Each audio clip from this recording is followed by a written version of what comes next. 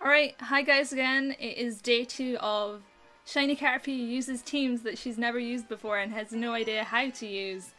And we are against Franco's from Italy, aka the place that I'm going this weekend. And as you can see, we're gonna have a dance party. It is the dancer combination with Lilligant, Torkoal, Garhcomp, Tapu Lele, Oricorio in its pom-pom form, and we have Pheromosa right at the bottom. You always need a Pheromosa for dance parties. Anyway, I kind of don't like the fact that he's bringing Hail though. I kind of have to bring my Lilligant and Torkoal combination here if I want to stand a chance, I think. But he can do some switching and avoid that, so that's gonna be interesting. I think I'm gonna lead with Lilligant and Torkoal though. I've never used Lilligant and Torkoal before, so thumbs up, fun times ahead. I do want to recycle the sun, so how I'm gonna do that, I'm not sure. Sorry if my voice is a bit croaky. I feel like I'm starting to get a cold, but I'm not entirely sure. It's kind of like that early in the morning, so yeah. Hopefully this doesn't sound too bad. If it sounds too bad, I might put off putting it up, but I'll try it anyway. Let's see. I have Lilligant, Torkoal. Who do I want to bring in the back actually? I'm not entirely sure. Pheromosa might be safe enough, and I kind of want to bring Lele, but I'm kind of not entirely sure. I'm going to bring Lele. You always need something standard to try and round off your team, I guess. So here we go against Franco's from Italy. Maybe I'll see him in Milan, we'll see. So, this is interesting because it's Hail versus Sun in a way. And it's unfortunate that I don't get to try the dancer combination because I really wanted to try the dancer combination. And we have the standard leads against the Lilligant and Torkoal. We have the anti-dancer leads, I suppose. Garhcomp and Arcanine, because they both resist fire attacks, so that makes it really safe for them. But I do get the sun up, which is good. Or bad, whatever way you see it. So I'm gonna have to put this Garhcomp to sleep. Not the Garhcomp, the Arcanine to sleep. And I'm gonna try and see if I can get in Pheromosa here. Probably not the best idea, but I kind of have to make do because I don't have too many other options. If I miss the sleep powder, I'll be okay. He protects, so that's fine. So that means the Garchomp's going straight for the Earthquake. Sleep powder into the protect, Earthquake onto the onto my Pokemon from the Garchomp. So that's actually not too bad. I should take these attacks okay-ishly. I say okay-ishly because I have a Pheromosa who, even though it resists the Earthquake, it's a Pheromosa. So it's going to be taking a butt ton from that anyway.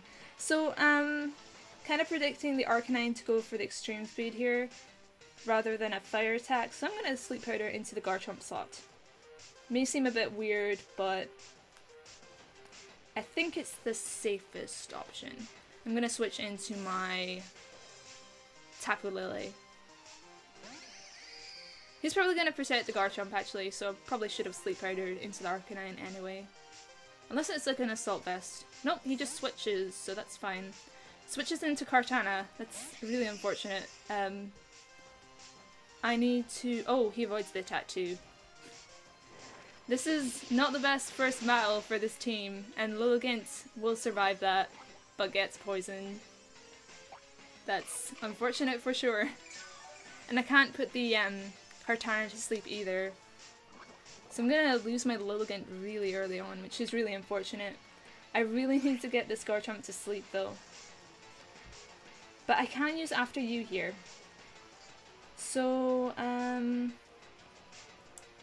I don't know what kind of Kartana this is, but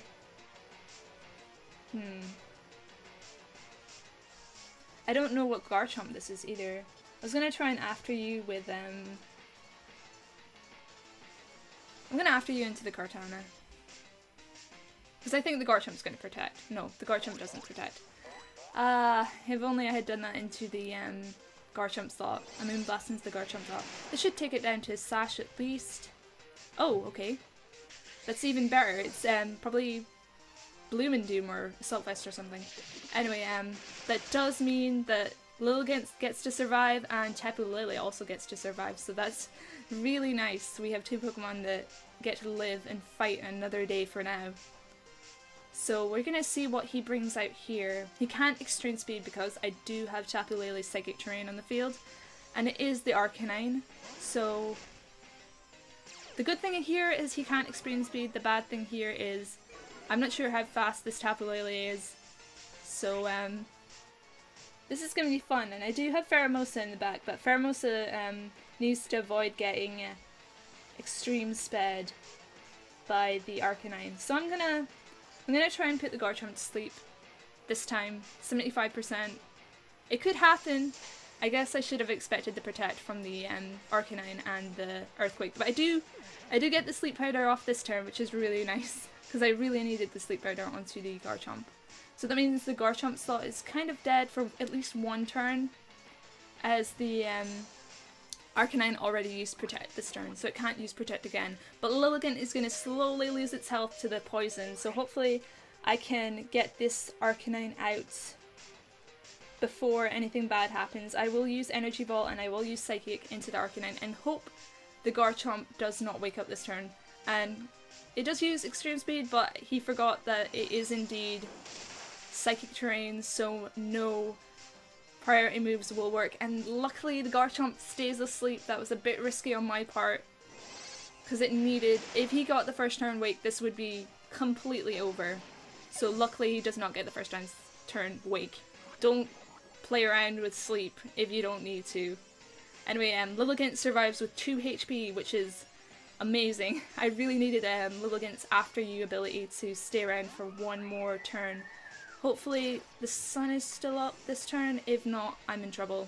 An Earthquake will just take both my Pokemon out. Okay, I believe the sun is over at this point. That is quite unfortunate. And I can't really do much about that either. So I am going to just try to... I can't sleep out now because the terrain's up.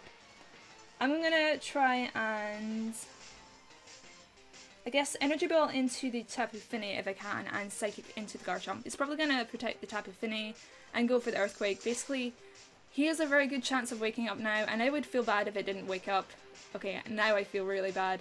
I've been on the receiving end of this kind of sleep thing, and it's really, really annoying. Alright, so Garchomp has revealed it is carrying the Assault Vest, which is actually really good to know. I'm gonna send in Torkoal here to kind of bait him into Earthquaking his own Pokemon maybe, but I don't think he would at this point, so I think I'm fairly safe in bringing Torkoal out. He'll get up the Sun and will reduce the power of the Water type attacks. He could still Earthquake, which would be fair enough. Unfortunately, I only have Fire type attacks on this Pokemon, so it's all gonna come down to Pheromosa in the back, if Pheromosa can take out the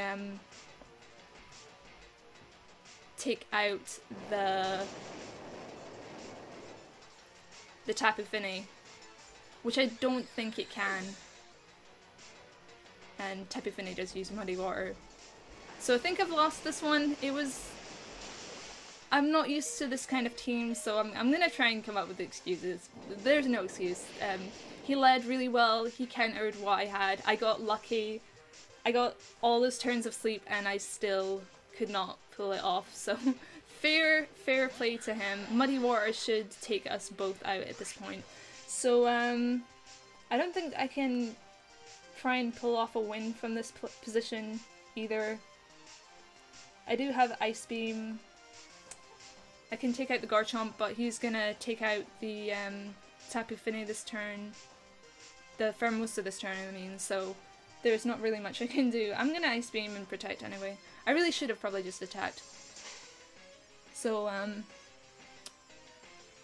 yeah, at least I'll get one knockout here. Muddy Water is pretty safe for taking out the Pheromosa, to be fair. He probably doesn't even have to bother with that, because of Pheromosa's special defense is just so low that it wouldn't even matter. Dazzling Gleam. Probably shouldn't have protected. Torkoal might have survived that, but Pheromos is definitely not going to survive that. So good game to my opponent. I'm just going to forfeit here and go into the next game tomorrow. So it was an interesting team to try. I got lucky. Even with the luck, I couldn't have pulled out a victory. But what's interesting is that he didn't switch his Tapu Fini into the Sleep Powders earlier, because Tapu Fini activating its Misty Terrain would have meant that Sleep Powder wouldn't have affected his Pokemon. So that's interesting. I didn't catch the Garchomp's Assault Vest earlier either, so maybe that's a thing that could have made note of earlier. But yeah, that was still an interesting game and well played to my opponent. So sorry I couldn't play a bit better that game, but still think it was interesting to see all the different techs and what Pokemon you can see. And another interesting thing is he was using Hail, but he didn't bring the Hail because he saw that I had the Torkoal and the Lilligant, so he countered the Torkoal and Lilligant really well and managed to send out his 2 fire resists, which forced me to switch and take damage on the Pokemon that I had in the back, and so forth. So that's a really good way of handling things.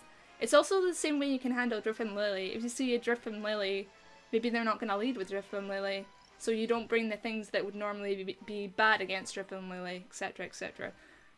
Hopefully that made somewhat of sense. My voice is about to die, so I'm sorry. Thanks for watching. I'll see you guys later.